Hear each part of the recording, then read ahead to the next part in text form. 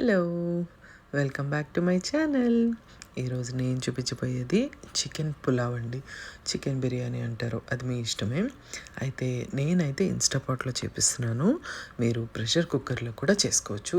పొడి పొడిగా ఎలా చేసుకోవాలో నేను క్లియర్‌గా స్టెప్ బై స్టెప్ ఈ వీడియోలో చూపిస్తాను. ఫస్ట్ నేను చూపించేది చికెన్. ఇది బోన్‌లెస్ అండి. నేను ఆల్రెడీ దీన్ని మ్యారినేట్ చేసి పక్కన పెట్టేసుకున్నాను. రాత్రంతా ఫ్రిడ్జ్‌లో అయినా పెట్టొచ్చు, ఒక గంట ముందైనా కూడా పెట్టుకోవచ్చు. అయితే ఈ బిర్యానీకి లేదా పులావ్కి ఒక పెద్ద ఉల్లిపాయ అండి స్లైసెస్లా కట్ చేసుకోండి, సరిపోతుంది. దాంతోపాటు మీ స్పైస్ లెవెల్స్కి తగ్గట్టు నేనైతే ఒక 4 పచ్చిమిరపకాయలని వేసుకున్నాను. ఈ ఉల్లిపాయలతో పాటు అవి కూడా జస్ట్ ఊరికనే ఒక స్లైస్ లాగా కట్ చేసేసుకొని పక్కన పెట్టేసుకోవాలి. ఇది పులావ్ లాగా కాబట్టి నేను దీంట్లో ఒక పెద్ద టొమాటో, అది కూడా చిన్న చిన్న ముక్కలుగా కట్ చేసేసుకొని పక్కన పెట్టేసుకుంటానండి. ఇవన్నీ రెడీగా ఉంటే పులావ్ చాలా ఈజీగా అయిపోతుంది. నేను చెప్పినట్టు నేను ఇన్‌స్టాపాట్‌లో వాడుతున్నాను. లేదు మాకు ప్రెషర్ కుక్కర్ ఉందంటే మీరు అది కూడా ఆన్ చేసుకోవచ్చు. ఇది ఆన్ చేసుకున్న తర్వాత నేను ఎంతైతే ఆయిల్ వేస్తానో అంతే నెయ్యి కూడా వేస్తానండి. 1 స్పూన్ అది, 1 స్పూన్ ఇది.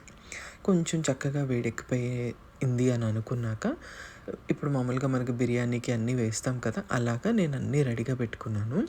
వాటితో పాటు ఇంకా జీలకర్ర కూడా ఒక 1½ స్పూన్ అట్లాగా. నేను యాలక్కాయ లేకపోతే యాలక్కాయ పొడి ఉంటే అది వేస్తున్నాను. సో అది కూడా చూసుకోండి. ఇవన్నీ కొంచెం మనకి జీలకర్ర మిగతావన్నీ చక్కగా వేగిపోయినాక, నేను ఆల్రెడీ కట్ చేసి పెట్టుకున్న స్లైస్డ్ ఆనియన్స్ అవి ఉన్నాయి కదా, వాటితో పాటు ఇంకా పచ్చిమిరపకాయలు ఇవి కూడా వేసేస్తున్నాను.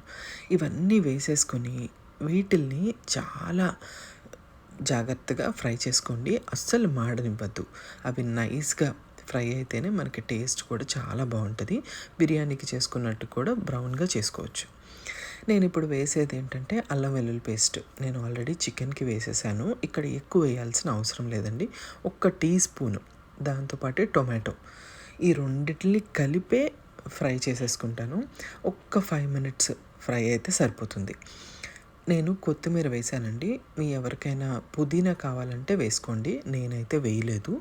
దాంతోపాటు కరివేపాకు, దీనికి మంచి ఫ్లేవర్ని ఇచ్చేది ఈ కరివేపాకేనండి. సో అందుకని అస్సలు మిస్ చేయొద్దు. పుదీనా అనేది ఆప్షనల్, నేను మళ్ళీ చెప్తున్నాను. ఇవి చక్కగా టొమాటో కొంచెం మెత్తబడింది అన్నంత వరకు వేయించుకుంటే సరిపోతుంది.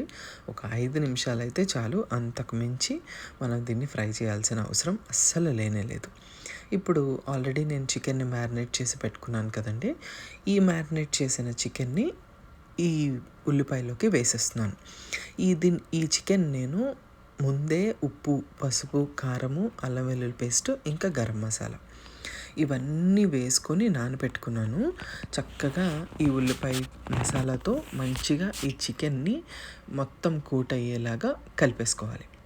కలిపేసుకున్న తర్వాత ఒక్క చుక్క వాటర్ కూడా వేయకుండా ఇప్పుడు నేను ఈ ఇన్‌స్టాపాట్ క్లోజ్ చేసేసి దీన్ని ఆన్ చేసేస్తున్నానండి. ప్రెషర్ కుక్కర్ మీద వండుకునే వాళ్ళైతే మీడియం ఫ్లేమ్ మీద పెట్టుకోండి జాగ్రత్తగా.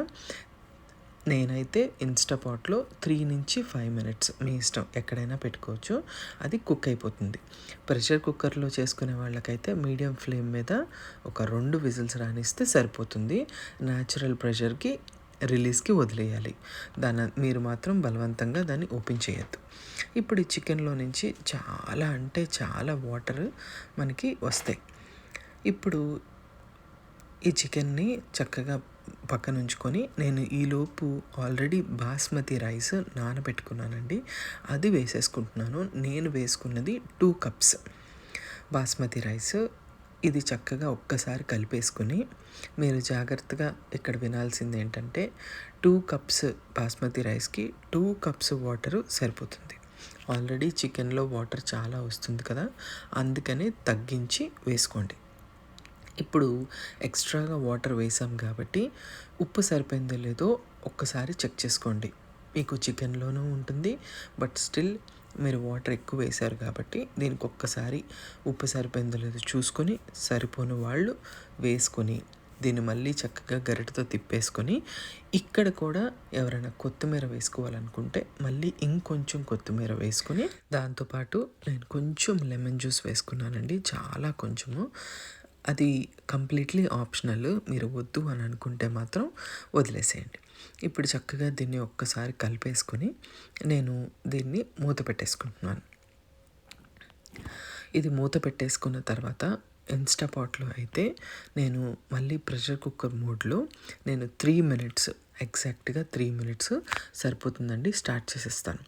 అదే స్టవ్ మీద ప్రెషర్ కుక్కర్లో ఉండాలి అని అనుకునే వాళ్ళైతే 1 విజిల్కి పెట్టండి, మీడియం ఫ్లేమ్ మీద సరిపోతుంది. మళ్ళీ న్యాచురల్గా దాన్ని ప్రెషర్ రిలీజ్ అయ్యేంత వరకు వదిలేసి అప్పుడు మనం సర్వ్ చేసుకోవడమే. చాలా పొడి పొడిగా ఈ పులావ్ అయితే నేను చెప్పిన టిప్స్ అన్నీ మీరు ఫాలో అయితే చాలా టేస్ట్ బాగుంటుంది. ఎంతో పొడి పొడిగా దమ్ బిర్యానీకి వచ్చినట్టు మనకి ఈ పులావ్ అనేది రెడీ అయిపోతుంది. దీనికి చక్కగా ఏదైనా రైతా కానీ లేదంటే ఉల్లిపాయ ముక్కలతో కానీ సర్వ్ చేసుకుంటే టేస్ట్ అయితే చాలా బాగుంటుంది. మీరు తప్పకుండా ట్రై చేయండి.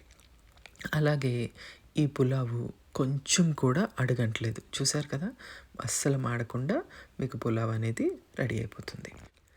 ఈ పులావ్ని మీరు ట్రై చేసి నాకు కమెంట్ సెక్షన్లో చెప్పండి. Thank you so much for watching. Bye.